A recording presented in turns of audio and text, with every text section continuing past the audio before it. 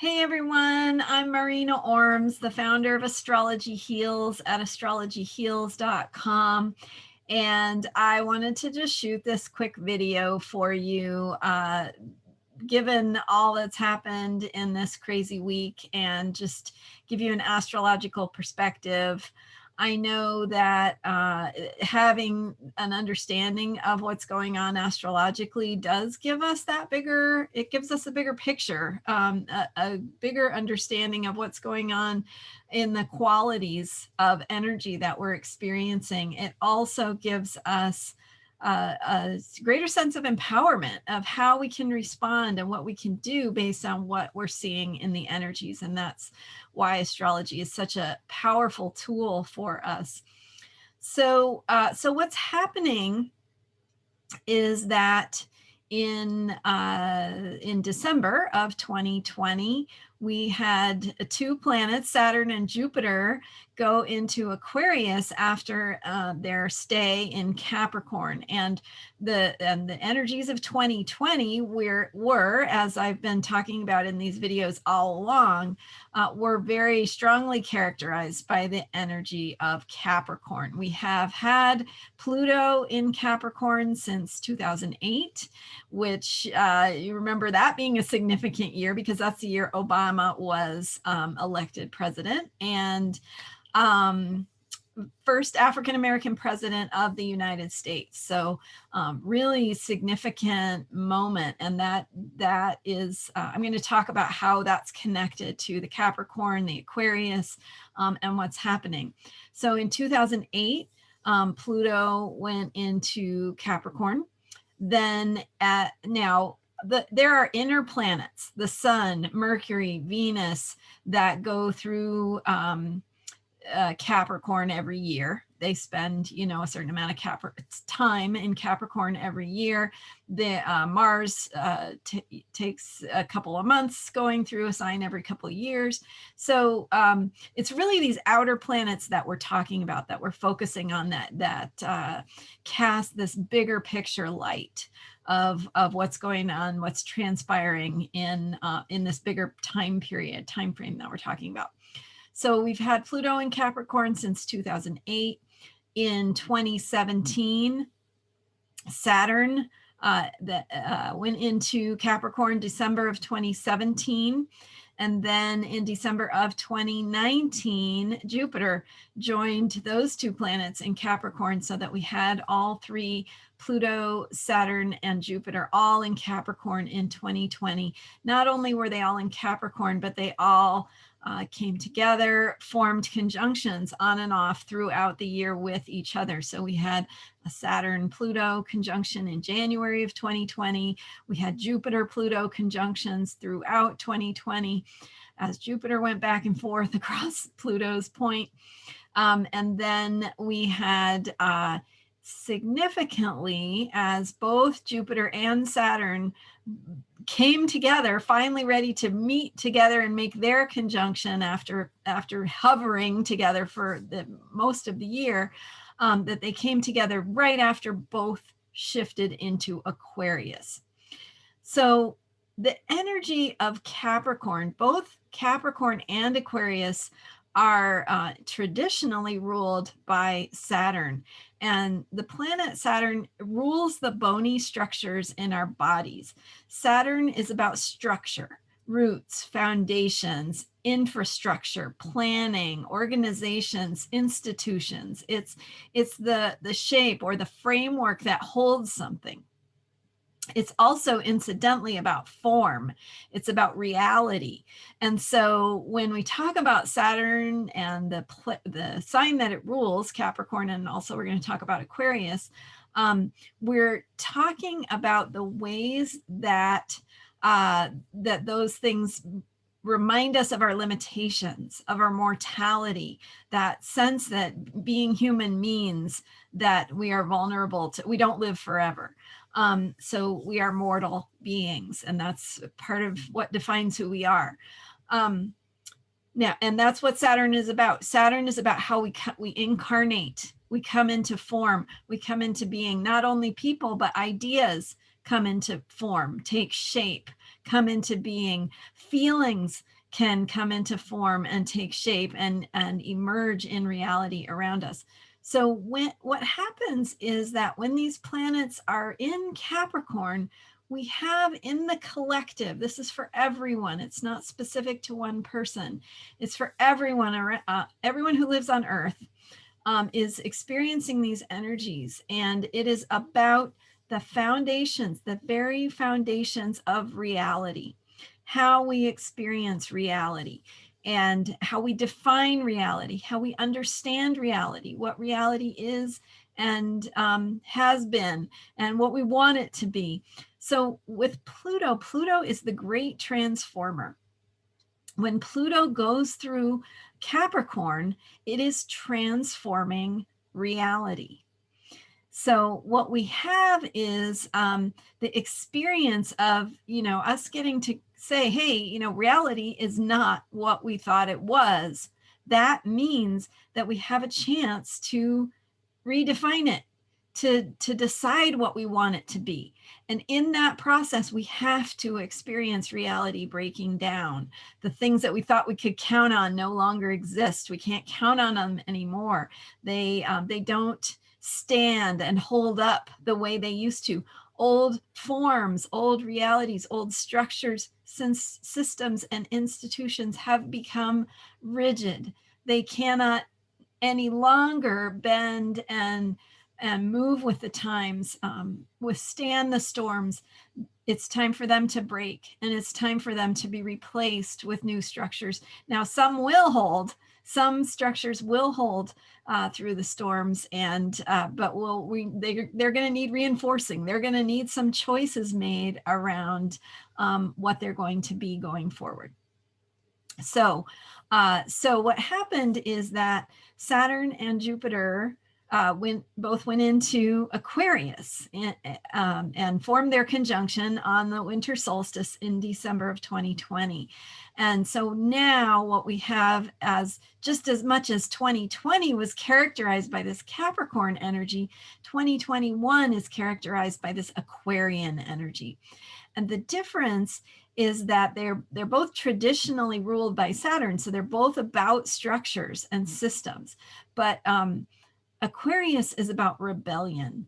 It's about breaking free of old molds. It's about a willingness to destroy the existing systems and structures, because there's an ideal, there's an idea of a new vision for the future.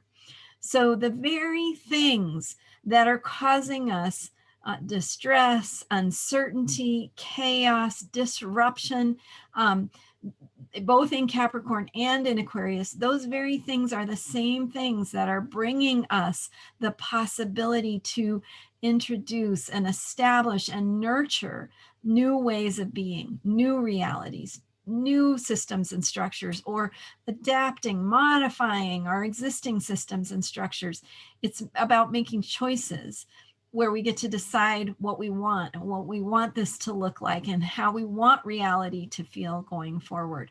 So there are many of us who are ready to say we want reality to be what the progressive values look like. We want equality, we want diversity, we want people to be represented, we want different voices to be heard, we want to hear everyone's ideas and perspectives, we want to include the value and the richness of resources that we have in terms of different thought, different ideas, different solutions, innovations. We have a depth, profound and really unprecedented depth of problems.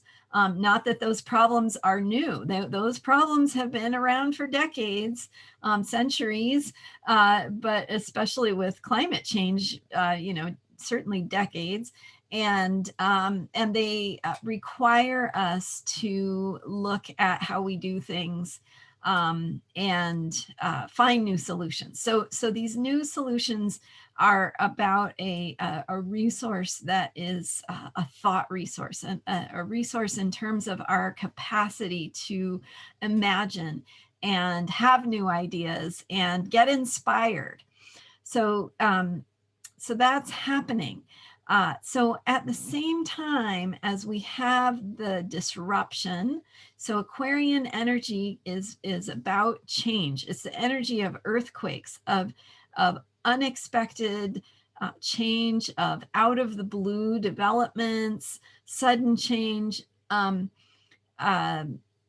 so what happened this week is a rebellion against the status quo, against an institution, against our government, which is a very deep-rooted institution for the United States of America.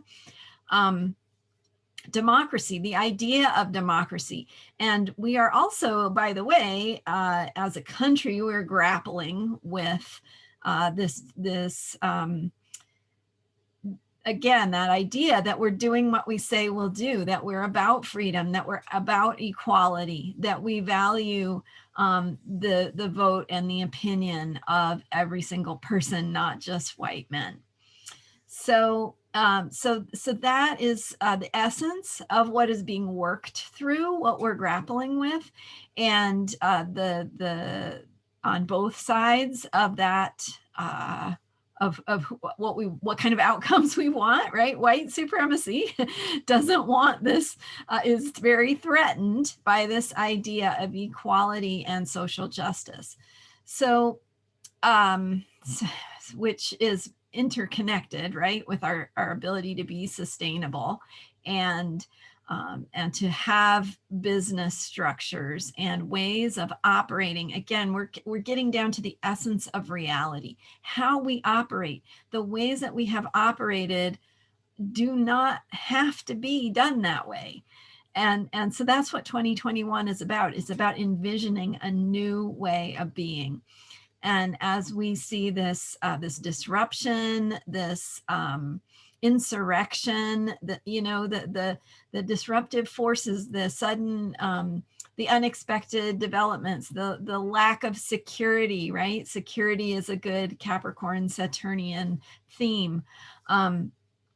That while that's happening, we see the very same day, we see these two senators win their elections in Georgia. Both connected, my understanding is both connected to the civil rights leader, John Lewis. And so just amazing in terms of how things are changing in that way and the resistance that we're experiencing to change. So, one way of looking at that is, what is your own internal resistance? What kinds of resistance do you have of change? What are you afraid is going to happen? And what are the ways that you can work on yourself to open yourself to that experience of change? Because change is going to mean we have to let go of some of our comforts. And at the same time, it's going to open us to a new way of being, a new reality, and new ways forward that we cannot even yet imagine. And that's what is characterized by the Aquarian energy. It's visionary, it's future oriented, it's where we're heading. It's saying, forget about the past. Forget about the past, because where you're going is so new and so exciting that you just gotta go with it. You just have to let that earthquake, those tectonic plates shift, and let things crumble and crash and go where they're going to go, because something new is forming. And I'm not saying that complete chaos and disruption is a good thing. It's not necessarily. But what I'm saying is that we just need to look at ourselves and the ways that we are holding on to what makes us feel safe, and the ways that we can open to question our own internal assumptions and ways of being that make way for what the younger generations are bringing, and what new voices and more diversity is bringing, and what that will look like for us, and to support, to remember that this disruptive energy is also about real and positive changes, and to keep working toward those things that are important to you. It doesn't happen by itself. It requires all of us living our authentic truths, standing up for what's important to us, taking care of each other, having each other's backs, thinking about what's right and not just what makes us feel comfortable, and working toward those things. So I hope that's helpful. We've got more disruption coming this year. Mars has gone into Taurus now, actually went into Taurus on January 6th, the day of the riots and insurrection in the Capitol. The storming of the Capitol, I don't know what it's called, but that was, so what's interesting is that happened right as Mars went from Aries. Mars is the planet of action, of movement. It's the planet of courage and being a warrior. And it's been in the sign of the warrior. It's been in the sign of Aries, Mars in Aries, Mars in its own sign for an extended period of time, pushing us to take a stand, to find our courage, to figure out who we are, and to, in some cases, be emboldened, whether that's a good thing or not, to be emboldened in our delusions, to be emboldened in our empowerment, all of it across the board. And so it's really not about the energy. The energy is neutral. The energy just is what it is. It's what we make of it. And then as Mars, which has been in Aries, it only, like I said, it only stays in a sign for a couple of months, every 2 years. And it's been in Aries for an extended period because of it's going retrograde. So since the end of June, Mars has been in Aries. This is a long time for Mars to be in Aries. And on January 6th, it went into Taurus, just as, so the insurrection happened while Mars was in Aries, just at the very end of Aries, and they started to get the security situation under control as Mars went into Taurus. Just very interesting. But also Mars is close enough to be conjunct to Uranus, and Uranus is the planet of disruption, of change, of rebellion, revolution, freedom. So the point is that when we see these scary things that might feel scary happening, it's to remember, oh yeah, this is also reminding me that I need to take action. I need to act on my own empowerment. I need to act on what I feel called to do, and to take risks for a higher truth for myself, and to put it out there and to take action. And as Mars goes into Taurus, it's really about creating stability and safety, but doing it in this new way that's very Uranian and Aquarian. So trying to sum all that up in a nutshell, it's not easy. But anyway, there you go. I hope that's helpful. Thanks for watching, and I'll see you next time. This was a special edition. Check me out at astrologyheals.com, and I hope you've enjoyed. All right, take care.